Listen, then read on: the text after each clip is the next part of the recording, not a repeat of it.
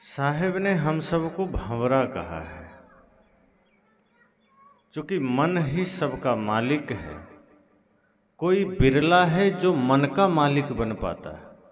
अक्सर ऐसा होता है कि मन ही हमारा मालिक होता है, और जब मन मालिक हो जाता है तो क्या होता है कि जहाँ गुस्सा नहीं करना हम वहाँ भी गुस्सा कर जाते हैं। जो नहीं खाना वो भी खा लेते हैं, जो नहीं पीना वो भी पी लेते हैं। जहाँ झगड़ा नहीं करना झगड़ा कर लेते हैं, विवाद कर लेते हैं। जब मन मालिक होता है तो हमारे जीवन में एक एक बुराइयों का आगमन शुरू हो जाता है। इसलिए साहब ने यहाँ मन भंवरा कहा है कि जब हमारा मन मालिक बनकर भंवरे की तरह इस संसार की फुलवारी में मंडराता है तो समझ जाना कि फिर व्यक्ति स्वयं से दूर हो रहा है और उसे पता नहीं है कि ये सब क्षणिक है। हंसता हुआ आदमी, खेलता हुआ आदमी, चलता हुआ आदमी कब सांस रुके और कब अर्थी पर लेट जाए कोई नहीं जानता। इसलिए साहब ने कहा जिस प्रकार फुलवारियों में जहाँ फूलों के पेड़ होते हैं तो उस पर भंवरे मंडराते हैं, भंवरे उस पर जा कर के बैठते हैं, लेकिन सुबह खिला हुआ फूल शाम तक मुरझा जाता है। और कई बार ऐसा होता है कुछ फूल ऐसे होते हैं जो खिलता है, भंवरे जाकर उसमें बैठते हैं और वो फूल मुरझा करके बंद हो जाता है, तो भंवरे उसी में मर जाते हैं। साहब कहते संसार ऐसी ही फुलवारी है जहाँ लगता तो बहुत आनंद है देखने में, लेकिन चारों तरफ माया का पसारा है और हमें हर तरह से यह संसार, यह माया जकड़ लेती। हम समझ नहीं पाते। और माया क्या है? किसी ने पूछा कि माया क्या है, क्योंकि माया शब्द की चर्चा बहुत आती है। बहुत जगह अलग अलग तरह से जब कभी माया शब्द की बात आती है तो लोग समझ लेते हैं कि स्त्री से या स्त्री के लिए पुरुष से ये माया है। कहीं धन को माया कहते हैं। तो इस तरह से माया के स्वरूप बहुत हैं। ऐसा नहीं है कि सिर्फ धन और स्त्री माया है। तुलसीदास जी तो कहते हैं गो गोचर लग जहमन जाई सो सब माया जाने ओ भाई। किसी ने कहा माया क्या है तो उन्होंने कहा एक दो नाम तो लूंगा तो बात नहीं बनेगी। अब धन को कह दूं माया है, स्त्री को या पुरुष को माया कह दूं, घर को माया कह दूं, कहा बात नहीं बनेगी। इतना समझ लो कि आंखों से जो कुछ भी दिखाई दे, कानों से जो कुछ भी सुनाई दे, नाक से जो भी सूंघने में आए और मन जिन जिन चीजों की कल्पना कर सके वो सब माया है।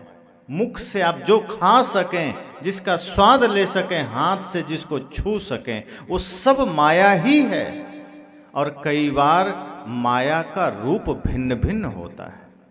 कभी धन के रूप में माया सामने आकर हमें भटका देती है, कभी पद के रूप में माया सामने आकर भटका देती है, और कभी कभी तो माता पिता के रूप में भी बाधक बन जाते हैं। जैसे कोई व्यक्ति साधु बनना चाहे तो सबसे बड़ा बाधक उनके माता पिता बन जाते हैं, तो वहाँ पर वो माया ही है। वो माता पिता का रूप जरूर है लेकिन उनके भीतर। तो मैंने कहा माया किसी भी रूप में आकर के हमारा मार्ग रोक सकती है। सदगुरु कबीर ने माया पर बहुत सी बातें कही है कि माया किस तरह से जीव को गुलाम बनाती है, किस तरह बंधन में डालती है, और इतना जकड़ लेती है कि आदमी मृत्यु शैया पर लेटा हो फिर भी वो चाहता है कि हम जिंदा हो जाएं और पुत्र और पोते को देखते रहें, घर को देखते रहें। माया इतनी प्रबल होती है। साहब ने कहा 2 दिन की फुलवारी जीवन, मन भंवरा मत भूल। उन्होंने कहा मात्र 2 दिन का जीवन है, और गहराई से सोचिए तो 2 दिन भी मिले ना मिले, जी तो रहे हैं, जीवन चल तो रहा है, लेकिन 2 दिन भी जिंदा रह जाएं इसकी एक रत्ती गारंटी नहीं है। अगले पल क्या होगा किसी को पता नहीं। तो सदगुरु कहते हैं कि 2 दिन का जीवन है, इसमें मत भूलना। लेकिन आज हर व्यक्ति अपने अपने आप को देखिए कि कितना माया में भूले हैं। घर के बारे में, पद के बारे में, बिजनेस के बारे में, शरीर के बारे में, धन के बारे में ही पूरा चिंतन 24 घंटे चला जाता है। कि कैसे धन बढ़िया से कमा लें, कैसे घर बना लें, कैसे कुछ और काम कर लें, बेटा के शादी, पोता का शादी। इसके अतिरिक्त कभी भजन चिंतन भक्ति का हम स्मरण ही नहीं करते। जो सब यहीं रह जाएगा उसके लिए हम दिन रात चिंतित हैं। जो शरीर खुद माया है, उस शरीर से जुड़े हुए प्राणी पदार्थों के लिए हम दिन रात चिंतन कर रहे हैं कि कैसे ये कर लें, वो कर लें। साहब कहते हैं घर आपके शरीर की व्यवस्था के लिए, धन आपके शरीर की व्यवस्था के लिए है, इससे ज़्यादा उसका कोई काम नहीं, और इससे ज़्यादा वो साथ भी नहीं जाएगा। सोचिए, जिन जमीनों के लिए झगड़े होते हैं, 1 इंच कोई काट ले तो मुकदमा न्यायालय तक चला जाता है। जरा सोचिए, जब वो व्यक्ति मरता है, जमीन वहीं रहती है, वो चला जाता है। एक एक जमीन ना जाने कितने लोग के नाम से रजिस्ट्री हो जाती है। तो जो जमीन आपके पास है वो आज आपके नाम है, पहले पिताजी के नाम था, फिर दादाजी के नाम था, कुछ जमीन किसी और के नाम थी। धीरे धीरे आप गिनते चले जाएंगे तो लाखों करोड़ों लोग के नाम जमीन निकल आएगी।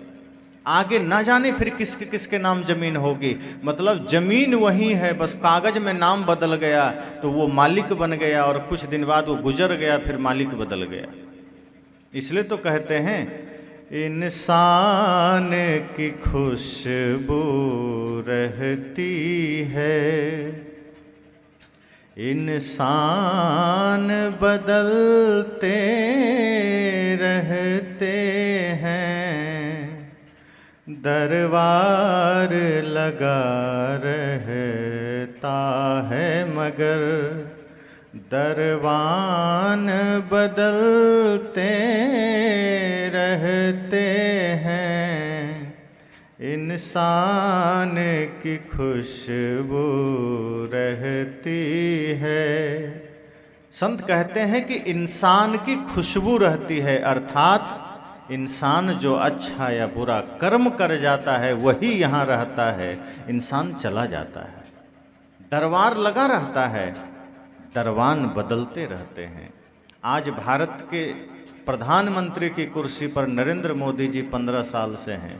उनसे पहले मनमोहन सिंह जी थे, उनसे पहले अटल बिहारी वाजपेयी जी थे। नरेंद्र मोदी जी के बाद कोई और होंगे। प्रधानमंत्री पद वही है, लेकिन धीरे धीरे सत्ता बदलती रहती है, लोग बदलते रहते हैं। राष्ट्रपति कोई और थे, अभी कोई और हैं, फिर कोई और हो जाएंगे।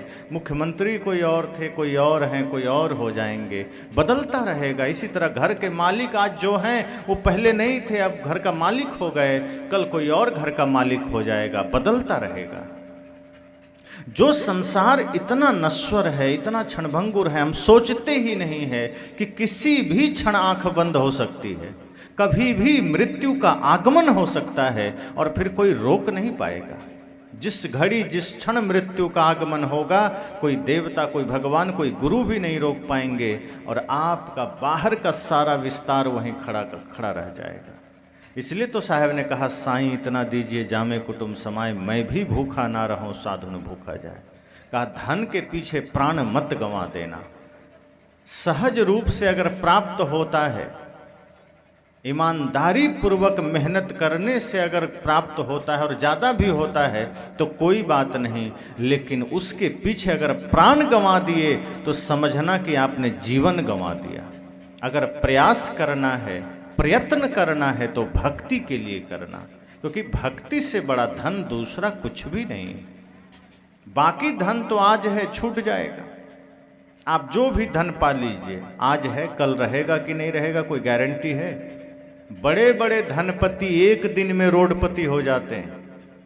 बड़े से बड़े धनवान, अचानक कंपनी डूब जाती है, रोड पर आ जाता है, फिर लोन लेके काम करता है।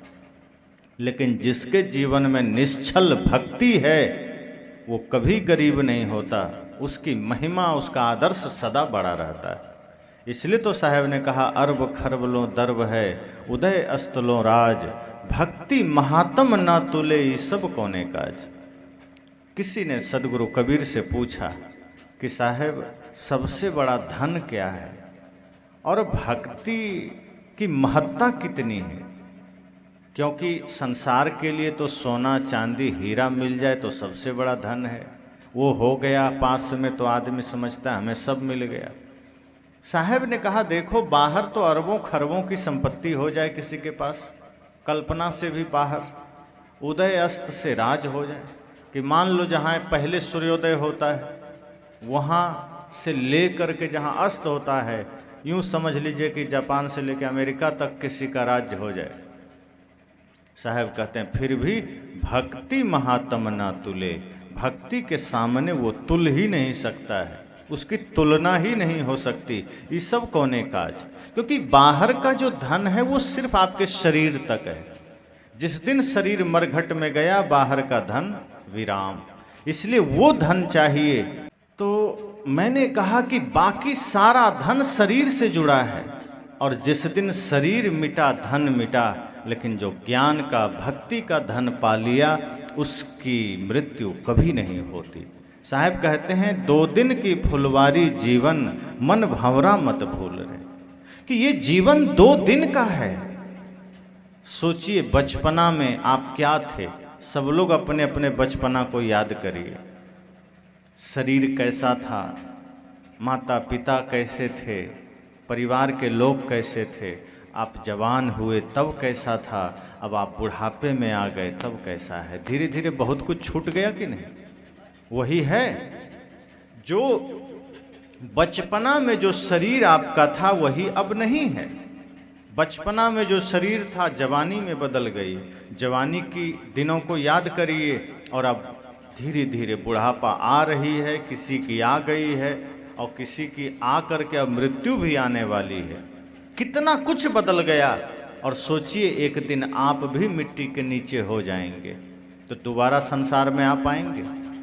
आज जिस जमीन धन के लिए प्राण गंवा रहे हैं, जिस दिन आंख बंद होगी दोबारा आ करके आप कभी हिसाब ले पाएंगे कि ये गड़बड़ हो गया, ये अच्छा हो गया, ये मेरा जमीन, ये तेरा जमीन? होगा? कुछ नहीं होगा।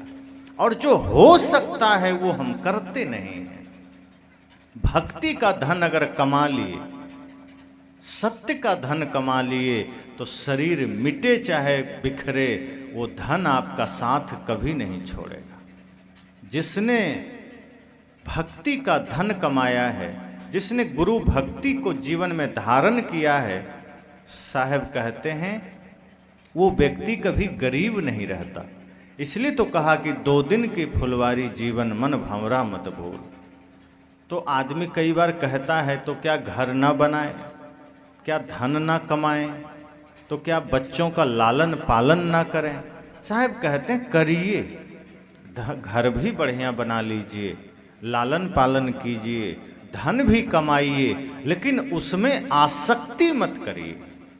करना है जब तक शरीर है, धन तो कमाना पड़ेगा। नहीं कमाएंगे तो शरीर को भोजन कैसे मिलेगा? शरीर को भोजन तो देना पड़ेगा। जैसे गाड़ी है, अब आपके पास गाड़ी है तो उसमें मोबिल डालना पड़ेगा, तेल डालना पड़ेगा, उसकी सर्विसिंग करानी पड़ेगी। नहीं कराएंगे तो काम कैसे चलेगा? वो तो साधन है। साधन का प्रयोग करके हम कहीं जाते हैं। हमारा आपका शरीर भी तो साधन है। साधन धाम मोक्ष कर द्वारा, ये साधन है मोक्ष तक जाने का, ये साधन है मुक्ति पाने का। हमारा आपका शरीर साधन है भवसागर से पार होने का, और हम शरीर का उपयोग किस में कर रहे हैं? और संसार में जाने का। जिस शरीर का प्रयोग भवसागर से पार होने में करना था, और शायद इसलिए ही ये मनुष्य शरीर मिला है। अगर हमें मुक्ति पाने के लिए ये शरीर न मिला होता तो फिर कुत्ता का शरीर भी तो ठीक ही है, क्या कमी है? बैल का शरीर भी ठीक है, गधा का शरीर भी ठीक है, वो भी खा पी लेता है। सांप छुछुंदर घोड़ा का भी शरीर ठीक है, वो भी खा लेता है, बच्चे पैदा कर लेता है। तो अगर मनुष्य शरीर में आकर के भी उतना ही काम कर रहे हैं जो कुत्ता, घोड़ा, गधा, बिल्ली, सांप छुछुंदर कर रहा है, वही कुत्ता भी एक रोटी के लिए आपस में लड़ बैठता है, बंदर भी लड़ बैठता है, बैल भी किसी का फसल खा लेता है, कहीं इधर उधर कर लेता है, उसका तो और बढ़िया जीवन है। देखा जाए तो कितना भी कुछ कर ले, कोई केस मुकदमा नहीं होता है, कोई टेंशन नहीं, जब मन आया जिधर मुंह मार लिया। लेकिन आदमी का शरीर मिलने के बाद भी वही काम चल रहा है, वही धन, वही दौलत, वही जमीन, वही लड़ाई, वही झगड़ा। इसका मतलब हमने क्या है, जानवर में और आदमी में अंतर क्या रहा? सच तो ये है कि मनुष्य शरीर सिर्फ खेलने, खाने, कमाने के लिए नहीं मिला है, धन के पीछे भागने के लिए नहीं मिला है। और हमने मनुष्य शरीर को सिर्फ उतना ही काम में लगा दिया जितना जानवरों का लगा है। आज आप आसपास देखिए, खुद को देखिए, आप किसी भी स्तर से मनुष्य के योनि में नहीं है, शरीर मनुष्य का है। साहब तो कहते हैं मानुष केरी खोलरी ओढ़े फिरत हैं बैल। साहब बड़ा चोट देकर कहते हैं चाहे बुरा लगे चाहे अच्छा, वो कहते हैं आज मनुष्य के खोल में बैल घूम रहे हैं। मतलब शकल से तो सब आदमी लगता है, लेकिन जिस तरह से वो संसार के लिए मर रहा है ऐसा बैल ही कर सकता है, आदमी तो नहीं कर सकता। जिस दिन हमारी चेतना जग जाएगी कि नहीं, ये मनुष्य शरीर मुझे सिर्फ खेलने खाने के लिए नहीं मिला, ये धन के पीछे भागने के लिए नहीं मिला, ये जमीन के पीछे भागने के लिए नहीं मिला, ये भक्ति के लिए मिला है, गुरु भक्ति के लिए मिला है, मुक्ति के लिए मिला है, तब आपका जीवन दिव्य हो जाएगा, फिर मनुष्य शरीर पाने का अर्थ हो जाएगा। आज जब मैं देखता हूं संसार को, चारों ओर भीड़ है, भागम भाग है, दिन रात आदमी टेंशन में है, डिप्रेशन में है। किस लिए? संसार समेटने बटोरने के लिए, किस तरह घर बना लें, कैसे नौकरी पालें, उसके चक्कर में महामारी फैल जाता है, महायुद्ध हो जाता है, उसके चक्कर में एक एक व्यक्ति ना जाने क्या क्या धरती पर कर जाता है। लेकिन कभी ये सोचता ही नहीं है कि हम उस काम के लिए मरे जा रहे हैं जो ना भी किए तो चल जाएगा। अब आप सोचिए कि मान लीजिए बहुत बड़ा घर नहीं बना पाए, छोटा ही घर बनाए तो रह करके जीवन तो चल जाएगा ना। अगर बहुत धन नहीं कमा पाए, खाने भर का ही कमा पाए तो जीवन तो चल जाएगा। लेकिन अगर जीवन में भक्ति नहीं कमा पाए, प्रेम नहीं कमा पाए, भजन नहीं कर पाए तो नहीं चलेगा, क्योंकि उसके बाद नरक में जाना है, फिर कोई बचा नहीं सकता। कम धन है नरक में नहीं जाएंगे, छोटा घर है नरक में नहीं जाएंगे। और मैं उदाहरण देता हूँ माता शबरी का, कितना था उनके पास धन, कितना बड़ा मकान था उनके पास, उनकी झोपड़ी भी ऐसी थी जो आधी टूटी हुई थी, शरीर पर कपड़ा भी ऐसा था जो बढ़िया से शरीर नहीं ढक पाता था, और चप्पल और जूते तो पैर में थे ही नहीं, और खाने के लिए अन्न नहीं था, जंगल का कंद मूल चुन करके खाती थी और वही राम को भी खिलाती। लेकिन आनंद उनके जीवन में कितना है?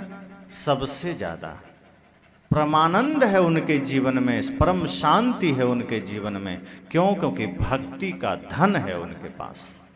और रावण के पास सोने की लंका है, सोने का अंबार लगा है, हीरे जवाहरात हैं, लाखों नौकर चाकर हैं, पुष्पक विमान है, हाथी घोड़े हैं, और कहा जाता है उसने तो मृत्यु को भी बंदी बना के रखा था। लेकिन दिन रात टेंशन में जी रहा था, डिप्रेशन में जी रहा था, भय में जी रहा था, शांति नहीं थी। और जब मरा तो युद्ध क्षेत्र में ऐसे ही उसकी खोपड़ी ठोकरें खा रही थी। संत कहते हैं इसलिए धन जरूरी है, घर जरूरी है, लेकिन उसमें आसक्ति मत करिए। धन उतना ही ईमानदारी से कमाइए, कोशिश करिए, अगर ज़्यादा आ जाए तो उसी अंश में सेवा में लगा दीजिए। जैसे कुआं में पानी हो और आप कुआं से पानी निकालना बंद कर दीजिए एक सप्ताह, तो पीने लायक नहीं रह जाता है। तालाब का पानी आप निकालना बंद कर दीजिए, वो पीने लायक नहीं रह जाता है।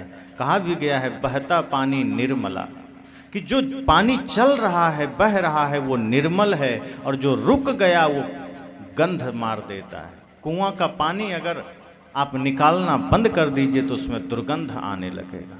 इसी तरह जीवन में जो धन अपने लिए यूज हो रहा है उसका कोई गिनती नहीं है। आप अपने लिए कितना खाते हैं, क्या पहनते हैं, क्या लगाते हैं, उसका कोई मतलब नहीं, वो तो आप करेंगे ही, शरीर की ज़रूरत है।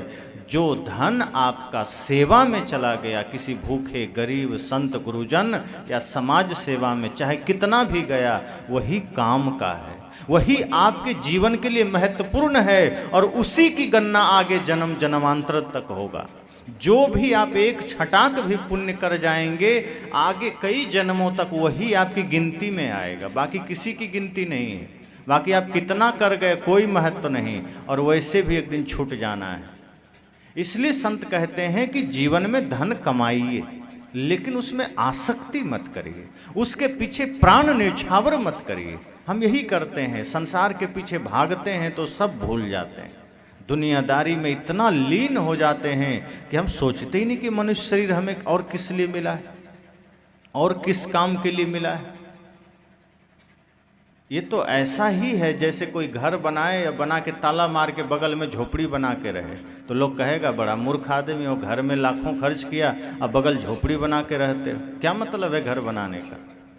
इतना बढ़िया मनुष्य शरीर मिला मुक्ति पाने के लिए, भक्ति करने के लिए, और इस शरीर को हम कचड़ा में लगा दिए, लड़ाई झगड़े में लगा दिए। आज तक आपने इस शरीर का प्रयोग क्या किया?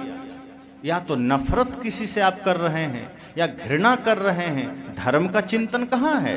या पड़ोसी से मन में मनमुटाव चल रहा है, या किसी से विवाद चल रहा है, या नशा में लगा रहे हैं, या दुर्व्यसन में लगा रहे हैं, या मांसाहार में लगा रहे हैं।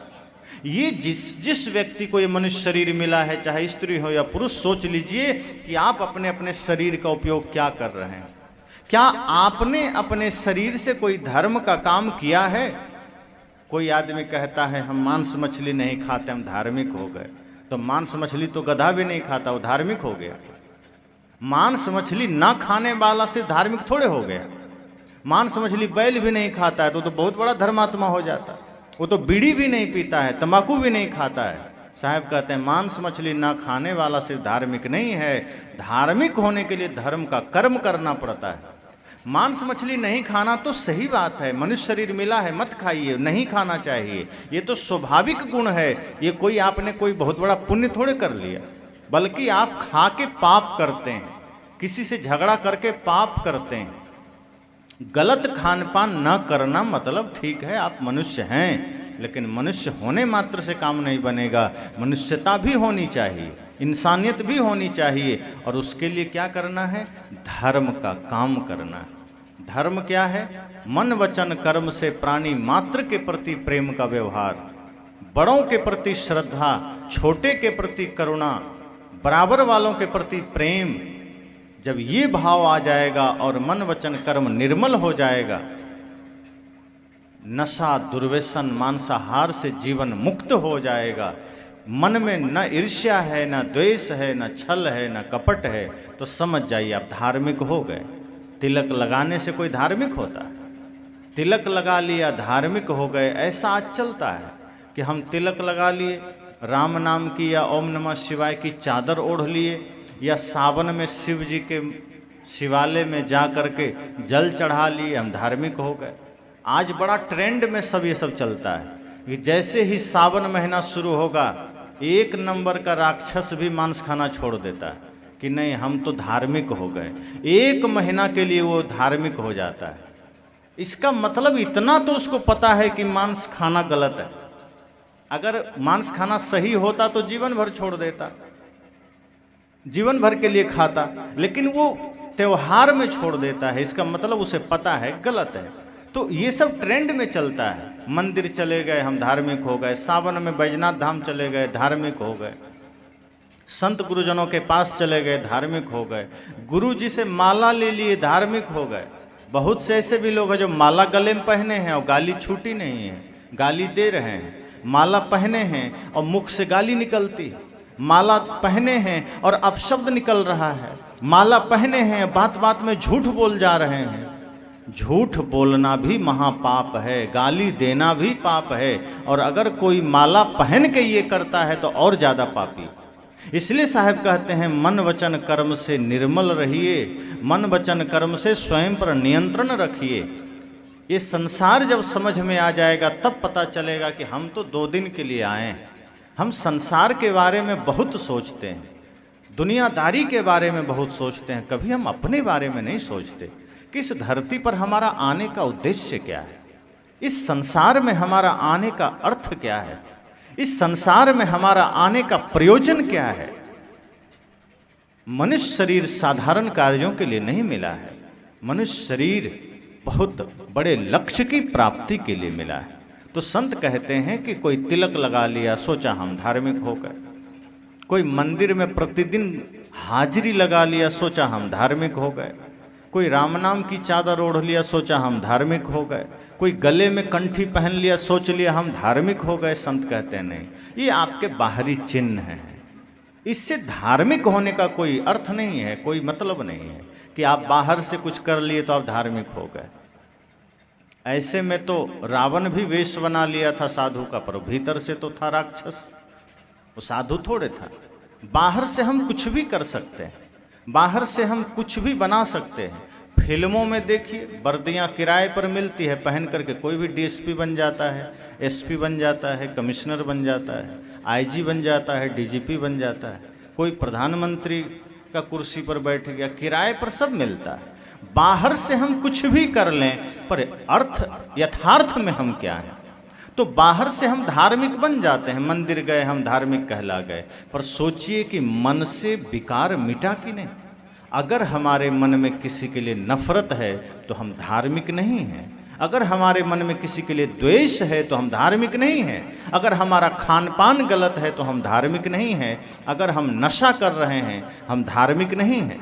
साहब कहते हैं धार्मिक वही है जहाँ प्रेम है, जहाँ सत्य है, जहाँ अहिंसा है, जहाँ करुणा है, जहाँ वाणी पर नियंत्रण है। आपको कोई गाली भी दे और आपने अगर प्रेम से जवाब दिया तो समझ जाना आप धार्मिक हो गए। क्योंकि जो सामर्थ्यशाली होते हैं वो कभी भी छोटी छोटी चीज़ों का जवाब नहीं दिया करते, वो मुस्कुरा के टाल दिया करते हैं। पर आज हम सोचते हैं कि किसी ने मुझे बुरा कैसे कह दिया, हम कम शक्तिशाली हैं। साहब कहते हैं ये फिर आपकी कमजोरी का प्रदर्शन है। अगर आप ताकतवर हैं तो आप किसी के भी उटपटांग सवालों का जवाब नहीं देंगे, आप हंस के चल देंगे, आप गंभीर बन जाएंगे। बड़े बड़े महापुरुष अपने पास अपार सामर्थ्य लेकर बैठे थे। हनुमान जी की कहानी आप पढ़ते हैं, विष्णु जी की पढ़ते हैं, उनके पास अपार सामर्थ्य था, शक्ति थी। कोई कुछ कह दे तो हर बात में जवाब थोड़े देते थे। भगवान कृष्ण को ही देखिए, कोई गाली भी दे दिया मुस्कुरा देते थे। अंतिम में जब देखते थे कि इसके पापों से, इसके दुष्कर्मों से समाज प्रभावित हो रहा है और ये सुनने वाला नहीं है, तब भगवान कृष्ण सुदर्शन चक्र का प्रयोग करते थे, वरना प्रेम से। इसी तरह से आज हम अपने जीवन में सोचते हैं, थोड़ा सा मंदिर चले गए धार्मिक हो गए, सत्संग चले गए धार्मिक हो गए, माला पहन लिए धार्मिक हो गए। साहब कहते हैं नहीं, जीवन को समझिए। धार्मिक होना सिर्फ ये इतना भर नहीं है। आज धार्मिक भी हम किराए पर होना चाहते हैं कि जैसे थोड़ा सा दिखावा हो जाता है। आज दिखावा ज़्यादा हो गया है, व्यक्ति रियल में धार्मिक होना कम पसंद करता है, दिखावे में ज़्यादा पड़ता है कि थोड़ा लोग देखें। इसलिए आप कई जगह देखेंगे कोई आदमी अगर 100 रुपया भी दान किया तो माइक में जाके बुलवाता है कि मेरा नाम बोल दीजिए, 100 रुपया हमने दिया है। कोई 10 रुपया भी दिया तो कहेगा हमारा नाम बोल दीजिए। और जो सच में धार्मिक है चुपचाप दे के निकल लेता है, जानता है जहाँ मेरा जाना है चला गया, जिसको मिलना है मिल गया। नाम लेने से क्या है, पुण्य हम तक पहुँच जाएगा, बोलने से क्या है। जो सेवा करने वाला आदमी है वो कभी भी प्रपंच नहीं करता। तो साहब कहते हैं 2 दिन की फुलवारी जीवन, मन भंवरा मत भूल। ये जीवन 2 दिन के लिए मिला है, मत भूलिए। जहाँ जहाँ अटकेंगे भटकेंगे, जहाँ जहाँ मन फंसाएंगे समझो माया में बंधेंगे, और अंतिम घड़ी बड़ा कष्ट होगा धरती से जाने के समय।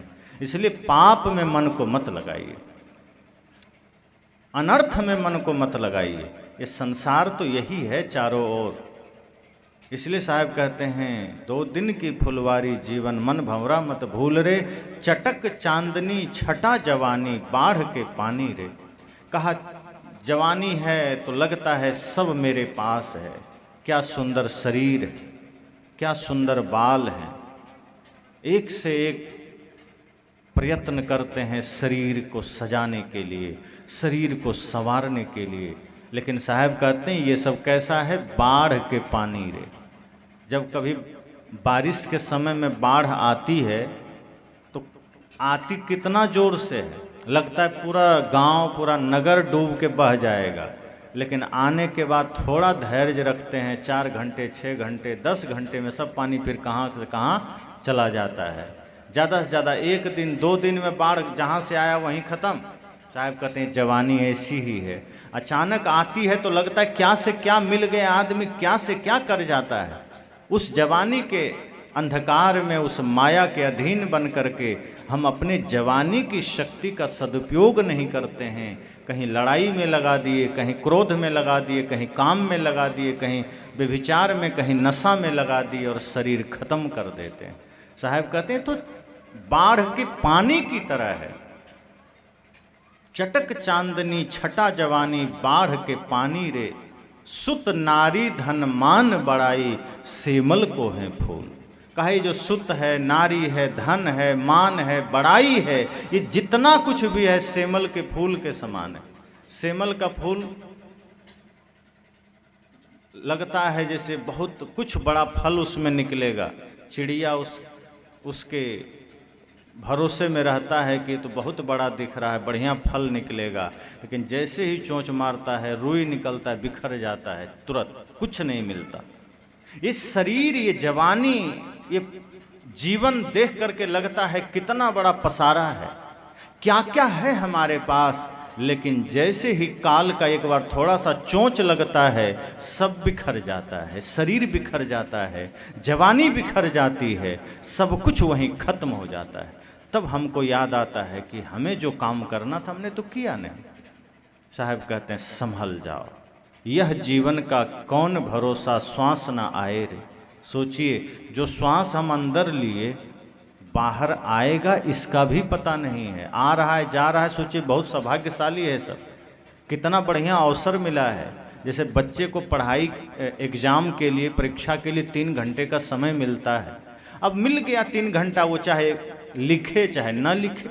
अगर कोई लिखा तो पास हो जाएगा, नहीं लिखा तो फेल कर जाएगा, पर समय तो मिल गया है। हमें भी जीवन में समय तो मिल गया है 3 घंटे का। बच्चों को भी 3 घंटे का मिला, हम सबको भी 3 घंटे का मिला। कैसे? तो बचपना, जवानी, बुढ़ापा, ये 3 पन है, समझ लो 3 घंटे हैं, हम सबको भी मिल गया। अब हम इस 3 घंटे में अपने परीक्षा हॉल में बैठे हैं इस संसार में, तो हम चाहे अपने कॉपी में गीत लिखें चाहे गाली लिखें। अगर हम गाली लिखे हैं, अगर हम पाप लिखे हैं, अगर हम नफरत लिखे हैं तो हम नरक में जाएंगे, पास नहीं करेंगे। और अगर हमने धर्म लिखा है, भक्ति लिखा है, प्रेम लिखा है तो पास होकर स्वर्ग में चले जाएंगे। पर अगर हमने पाप लिख दिया तो क्या होगा? जीवन नरक बनेगा। इसलिए संभलना है, जागना है कि जीवन बड़ा महत्वपूर्ण है, ये शरीर बड़ा महत्वपूर्ण है, बड़ा मुश्किल से मिला है। कहा भी गया है बड़े भाग्य मानुष तन पावा, संतों ने सारी बातें कह दी है। सुर दुर्लभ सदग्रंथ हैं गावा। कहा आपका हमारा मनुष्य शरीर साधारण नहीं है, इतना कीमती है, इतना सुंदर सौभाग्य से मिला है कि देवता भी तरसते हैं मनुष्य शरीर पाने को। सोचिए जिस देवता को हम सोचते हैं बाहर कहीं होंगे, उसकी पूजा करते हैं, वो भी तरस रहे हैं कि हमें मनुष्य शरीर मिल जाए। लेकिन मनुष्य क्या कर रहा है? इस सुंदर शरीर को पा करके लड़ाई में, झगड़े में, जमीन में, धन में, कोर्ट में, कचहरी में, केस में, मुकदमा में, थाना में लगा रहा है।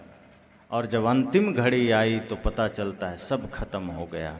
इसलिए हमें सत्संग से बड़ा सुंदर ज्ञान मिलता है कि अब भी समय है, जागिए, संभलिए, स्वयं को संभालिए, ये जीवन को नरक में मत लगाइए।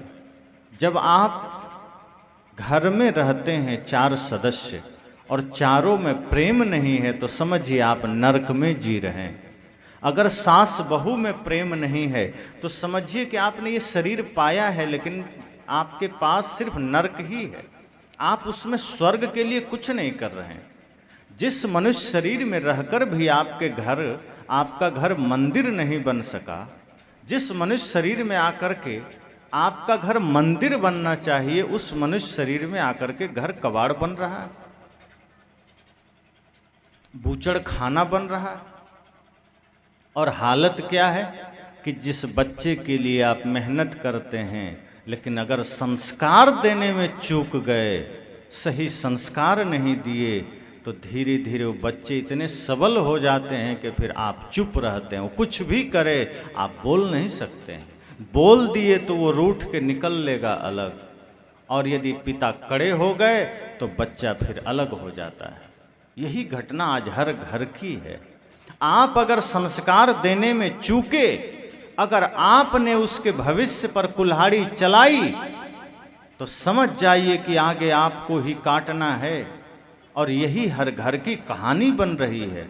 आज हम असावधान होते हैं, अपने बच्चे को सही संस्कार नहीं दे पाते। हम सोचते हैं सदा यहीं रहना है, जो है कुछ भी उटपटांग करते जाना है, और उसका असर आपके बच्चे पर होता है। और वो जो एक इंसान बन सकता था, वो एक देवता बन सकता था, वो दानव बन जाता है। और परिणाम किसको मिलता है? पड़ोसी को थोड़े मिलता है।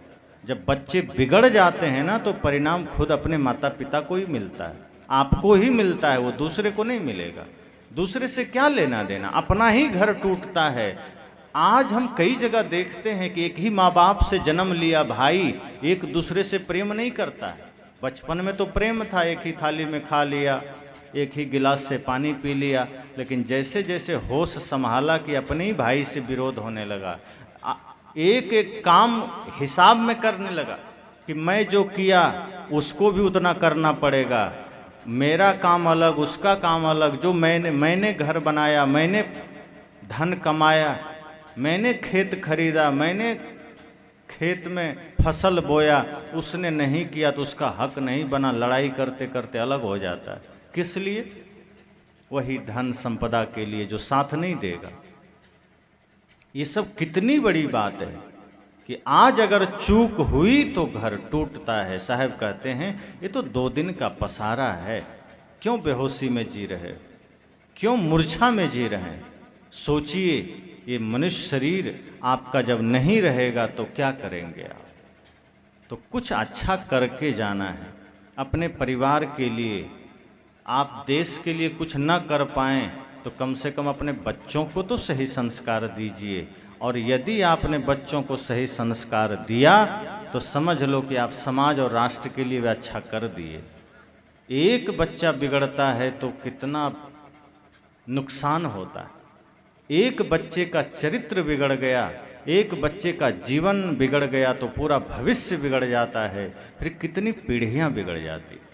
इसलिए साहब ने कहा 2 दिन की फुलवारी जीवन, मन भंवरा मत भूल रे, चटक चांदनी छटा जवानी, बाढ़ के पानी रे, सुत नारी धन मान बड़ाई, सेमल को है फूल।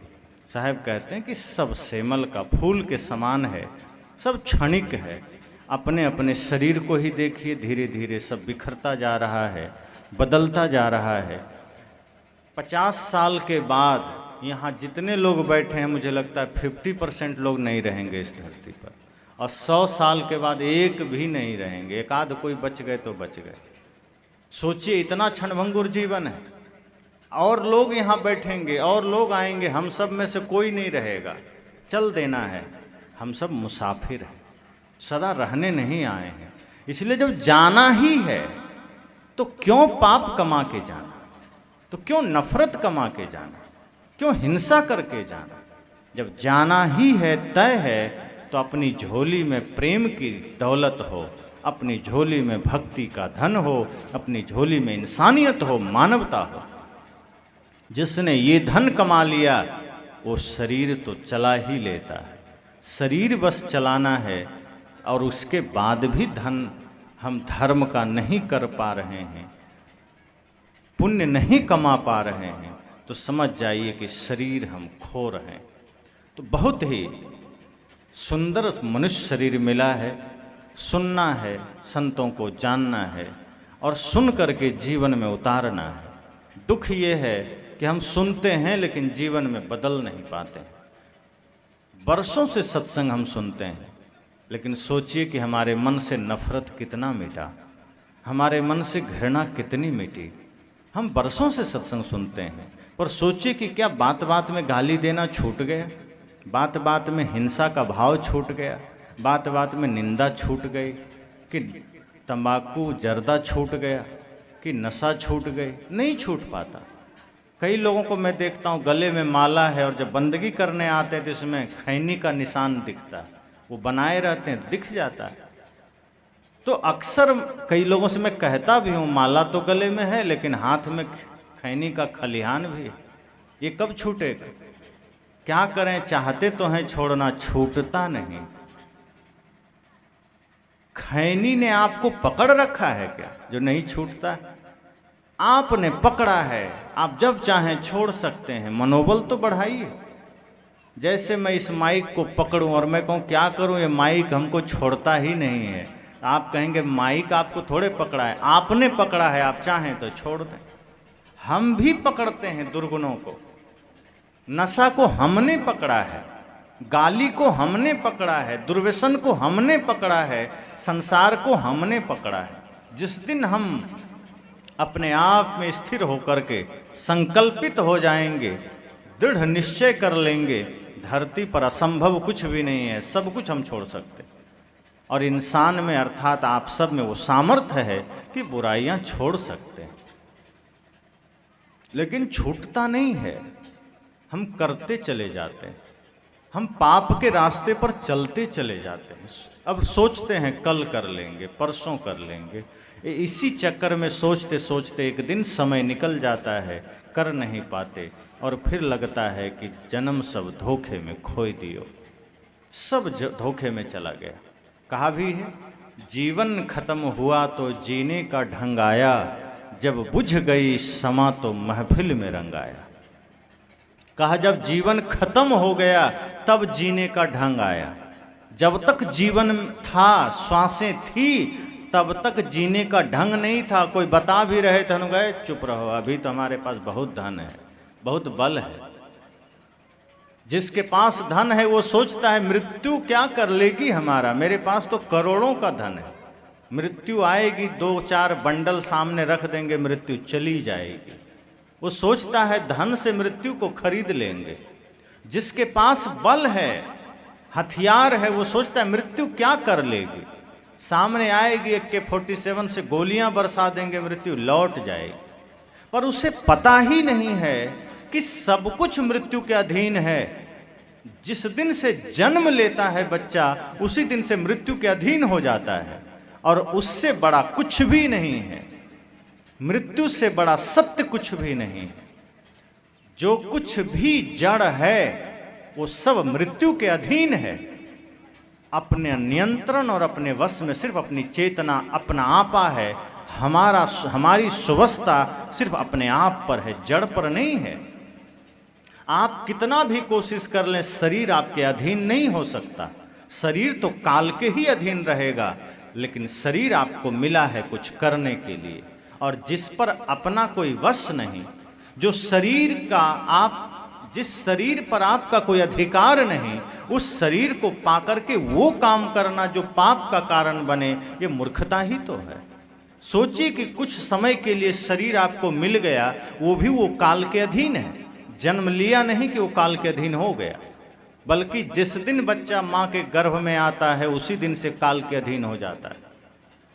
साहब तो कहते हैं काल खड़ा सिर ऊपरे तय जाग बिराने मीत, जाका घर है गैल में सोकस सोवे निश्चिंत। वे तो कहते हैं काल तो सदा सिर पर खड़ा है, आप उसको खोजने कहाँ जाएंगे, या आप उसे बच के कहाँ जाएंगे। आप ना उससे बच सकते हैं, ना उससे भाग सकते हैं, और ना उसे आप बाहर पा सकते हैं, आपके साथ है।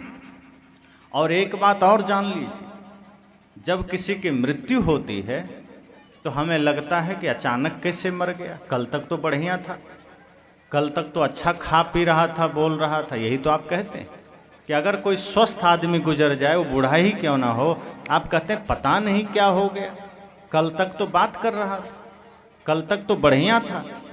पर ये मत सोचिए कि अचानक मरा है। मृत्यु कभी भी अचानक नहीं होती है। मृत्यु जन्म से लेकर के प्रतिदिन होती है, प्रति क्षण होती है। एक व्यक्ति इस धरती पर जन्म लेता है तो वो हर क्षण मरता है, मरते मरते एक दिन पूरा मर जाता है। ये अलग बात है कि बाकी समय हमें दिखाई नहीं देता, एक दिन दिखाई देता है। जैसे आप पान का पत्ता ले लीजिए 150, और झटके से सुई चुभा दीजिए उसमें, तो तुरंत इस पार से सुई उस पार हो जाएगी। कितना देर लगेगा? 100 पान का पत्ता हो और आप सुई चुभा दीजिए एकदम झटके के साथ, तो सेकंड भी नहीं लगेगा, सुई इस पार से उस पार हो जाएगा। लेकिन आपको लगता है कि सभी पत्ते में एक साथ सुई गया है? एक एक करके गया है। पहला में पहले गया, दूसरा में दूसरी में गया, तब तीसरे में गया, तब चौथे में गया, पर उसकी रफ्तार इतनी तेज है कि हमें लगा कि सब में एक साथ चला गया। इसका मतलब जो लास्ट वाला पत्ता है उसमें तुरंत नहीं गया है, उससे पहले जो 99 पत्ते हैं उसमें वो गया है एक एक करके। इसी तरह से मृत्यु हमारी अचानक नहीं हुई है, एक एक दिन पहले हम मरे हैं, एक एक दिन हमारी मृत्यु हुई है। मृत्यु हमारे शरीर को थोड़ा थोड़ा नष्ट किया है और अचानक एक दिन दिखाई देता है कि हम मर गए। यही हमारे जीवन के साथ होता है। मृत्यु अचानक नहीं होती है, चाहे कोई जवानी में जाए, चाहे कोई बुढ़ापे में जाए, वो प्रतिदिन मृत्यु होती है। अब आप सोचिए, मान लीजिए मेरी आयु 34 वर्ष है और एक अनुमान लोग लगाते हैं कि कोई 60 साल जिएगा, कोई 70, कोई 80। तो अगर मेरी पूरी आयु 80 वर्ष है, उसमें से 34 निकाल दीजिए तो कितना बचेगा? 34 निकाल दें, कितना बचेगा? 46। इसका मतलब क्या हुआ कि 80 वर्ष जीने वाला आदमी 34 साल मर चुका है, अब सिर्फ 46 बचा है उसके पास। इसका मतलब जो जन्मदिन मनाते हैं कि इसका ये पहला जन्मदिन है, किसी का दूसरा जन्मदिन है, सच तो यह है कि उसका पुण्यतिथि है, जन्मदिन नहीं है, क्योंकि वो 2 साल मर चुका, अब 2 साल उसका खत्म हो गया। अगर कोई 30 साल का है, इसका मतलब 30 साल उसकी आयु चली गई, मर चुका, वो खत्म हो गया, 30 साल शरीर उसका मिट चुका। कोई 50 साल का, इसका मतलब 50 साल उसकी मृत्यु हो गई, अर्थात उसको हम जन्मदिन नहीं, हम उसको पुण्यतिथि कहते हैं कि 30 साल तो मरे हो, 30 साल का मुर्दा बैठे। अगर किसी का 60 साल आयु है, इसका मतलब वो 60 साल उसकी उम्र बढ़ी नहीं, वो 60 साल खत्म हो गया, वो 60 साल मर चुका है, अब वो थोड़ा ही जिएगा। इसलिए साहब कहते हैं कि मृत्यु अचानक नहीं घटती है, हर किसी के जीवन में प्रति क्षण घट रही है, प्रतिपल घट रही है, और धीरे धीरे हम मृत्यु के निकट जा रहे हैं, धीरे धीरे हम मृत्यु के पास जा रहे हैं। और एक दिन ऐसा होता है कि जब बिल्कुल पास चले जाते हैं तो मृत्यु प्रकट हो जाती है और शरीर हमारा बिखर जाता है, प्राण निकल जाता है, आत्मा छोड़ देती है शरीर को। तब लगता है ये आदमी मर गया, पर वो मरा नहीं, अचानक धीरे धीरे मरता आ रहा था, आज वो फाइनल विराम हो गया। इसलिए साहब कहते हैं कि जीवन में सदैव सतत जागृत रहिए, सदैव होश में रहिए, क्योंकि हम धीरे धीरे सब लोग मृत्यु के निकट जा रहे हैं, हम सब धीरे धीरे मृत्यु के पास जा रहे हैं। और जाते जाते पाप करके नहीं जाना है। ऐसा तो है नहीं कि हम यहाँ सदा रहने आए हैं, कि कोई रह पाया है, कि कोई रह जाएगा। न कबीर साहब रह पाए, न राम रह पाए, न कृष्ण रह पाए। जिसने भी नश्वर शरीर को धारण किया उसे छोड़ना पड़ा। अंतर इतना होता है कि कुछ अपने से छोड़ देते हैं और कुछ को छुड़वाया जाता है। तो जो संत हुए, जो भगवान हुए, उन्होंने खुद से त्याग कर दिया कि जाओ तेरा काम हो गया, अब तुम जाओ। जिस हेतु से हमने शरीर पाया, जिस हेतु से मनुष्य शरीर हमने लिया, मिला, हम वो काम करके हमने त्याग दिया। संत यही करते हैं, वो खुद से छोड़ देते हैं। लेकिन जो माया में लिप्त हैं वो छोड़ते नहीं हैं, उनसे छुड़वाया जाता है। अच्छा बताइए कि कोई आदमी नौकरी करता है, अगर वो त्याग पत्र दे देता है तो उसकी महत्ता होती, और किसी को सस्पेंड कर दिया जाए तो क्या होता है कि जरूर कुछ भ्रष्टाचार किया होगा, जरूर कुछ गलत किया होगा, ये छोड़ना ही नहीं चाह रहा था, इसको छोड़वाया गया है। कोई खुद कुर्सी का त्याग कर दे और किसी को कुर्सी से हटाया जाए तो कितना बड़ा अपमान है। इसी तरह संत क्या करते हैं, खुद से शरीर को छोड़ देते हैं, शरीर में रहते हुए उस शरीर से अलग हो जाते हैं कि ठीक है अब मेरा काम हो चुका, जब भी मौत आए तू ले जा, मेरे पास अब कोई काम नहीं, तुमको जब मन है ले जाओ, मेरा काम पूरा है। लेकिन जो संसार में लिप्त हैं वो मृत्यु शैया पर है, तब भी कहता है भगवान थोड़ा तो समय और दे दो। कहता है अब क्या करेगा, अब तक तो जितना मिला उतना तुमने प्रपंच में बिताया, जो शरीर तुम्हें मिला लड़ाई झगड़े में बिताया, न बेटा बेटी को संस्कार दिया, न पड़ोसी से मित्रता रखा, सबसे लड़ाई किया, झगड़ा किया, हिंसा किया, अब और उम्र चाहिए और पाप करेगा क्या? तो उसको छुड़वा दिया जाता है कि नहीं अब तब यहीं विराम करो, हटाओ, शरीर छीन लिया जाता है। साहब कहते हैं ऐसा काम मत करिए, क्योंकि एक दिन तो मृत्यु आएगी, आप चाहें ना चाहें। अगर आप कितना भी चाहेंगे कि नहीं हम और जिएं, कोई उपाय नहीं, जिस दिन आना है आ जाएगी। तो जब मृत्यु आएगी ही तो पाप क्यों करना? यही इस भजन का सार है कि जब सब कुछ प्रत्यक्ष है कि शरीर मिट जाना है, संसार परिवर्तित हो रहा है, हो जाएगा, तो इस संसार में सबसे हिलमिल चालिए। तुलसी या संसार में भांति भांति के लोग, सबसे हिलमिल चालिए नदी नाव संजोग। गोस्वामी जी कहते सब तरह के लोग हैं, क्यों किसी से झगड़ा करना, हिलमिल के चलिए। सबका मन एक जैसा नहीं हो सकता, लेकिन सबसे मिल के रहिए, प्रेम से रहिए। ये तो मात्र नदी और नाव का संयोग है, उसके बाद फिर वियोग हो जाना है, बिखर जाना है, हट जाना है। इसलिए हम सबको इस सत्संग से इतना ही समझना है कि जीवन थोड़ा है, हम सब मृत्यु के निकट जा रहे हैं, कभी भी मृत्यु आ सकती है। और जिस दिन मृत्यु आ गई, न धन काम देगा, न बेटा काम देगा, न जमीन, न मकान, कुछ काम नहीं देगा, गुरु की भक्ति काम देगा। तो जिसने गुरु की भक्ति को जीवन में धारण किया वही अमर हो जाता है, उसकी फिर मृत्यु नहीं होती। शरीर मरता है, कर्म जिंदा हो जाता है, आदर्श जिंदा हो जाता है, और फिर वो व्यक्ति इस धरा पर सदा सदा के लिए अमर हो जाता है। तो हम सब भी उसी मुक्ति के लिए, उसी मोक्ष के लिए इस मनुष्य शरीर में आए हैं। कोशिश करिए कि शरीर से हम सब गुरु की भक्ति कर सकें, मानवता की सेवा कर सकें, प्राणी मात्र की सेवा कर सकें, परिवार में शांति से रहिए, प्रेम से रहिए, झगड़े में मत पड़िए, विवाद में मत पड़िए। सोचिए कि जीवन थोड़ा है, अगर हमने झगड़े में लगा दिया तो अंत में ये पता चलेगा कि पूरा समय हम गंवा दिए, अब हाथ में कुछ बचा नहीं। इसलिए प्रेम में जीवन को बिताइए, गुरु भक्ति में मन को लगाइए, यही इस जीवन का सार है। इस अवसर पर हम सब की तरफ से आप सब के लिए हार्दिक शुभकामनाएं हैं।